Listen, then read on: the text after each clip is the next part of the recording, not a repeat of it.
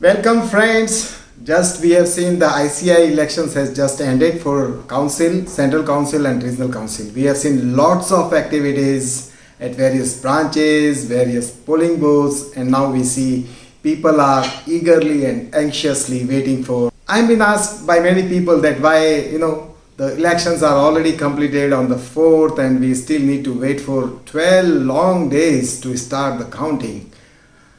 For those friends, we need to understand there is a different process of counting at ICAI, and that is entirely different from what we see in the general elections. The institute has allowed that we can vote at any place. So if you have filled in the form, you have changed your polling booth, and even if you are outside the region, you can still vote. So what will happen is that all those ballot papers from the different regions will reach to their respective home region to be counted. So that is the one reason that this process would delay, or it will take time to get the things in order.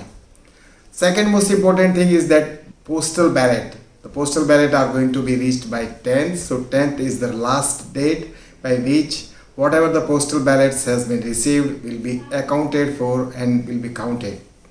After that, everything will be collected, that will be taken to their respective regional council headquarters. So in case of Western region, it will reach to Mumbai and then counting commences. So 16th, we hope the counting starts. In counting patterns also, it starts with the postal ballot. Then before that, by each of the polling booth, they need to account for the numbers, the votes, the ballots voted for, and the numbers found in the boxes. So that adjustment, that tally is done.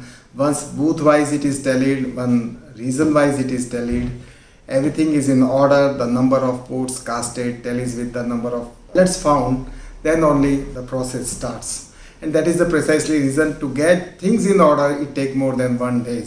And once everything is in order, then they start the process. We'll talk in detail about the process later on, but at this moment I just want to inform that this is what is going to happen. This time, interestingly, when I talk about the Western region only, there has been a good voting, though it is not that much great. But if we look at from the last year's elections, or last time's election happened in 2018, this time we see the increase in the the polling by around 3%. So this time, we had around 50,000 voters voted, and that accounts for around 47.5%. Earlier in 2018, it was 42,000 people voted, and it was around 44.8. So overall, if you see, there is an increase in the voting by 3%.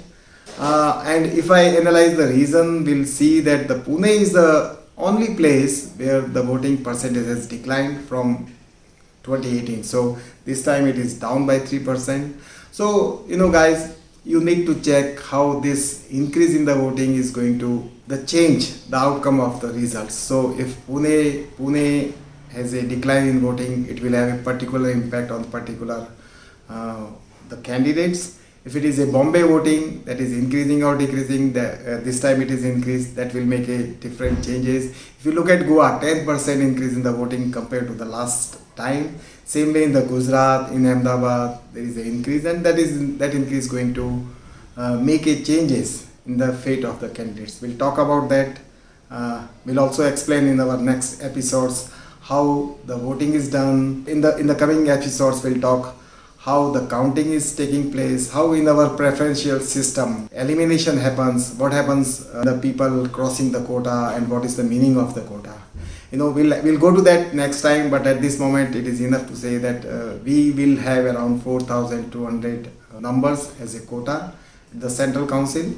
We have a lot of new entrants. We see how they are going to fare in the elections. We'll keep on our analysis, and we'll get back to you soon. You can subscribe to my YouTube channel. We'll continuously, periodically providing you update on the elections and election results, and more importantly, we'll try to go live when the actual counting process starts. Thanks for watching. Keep watching.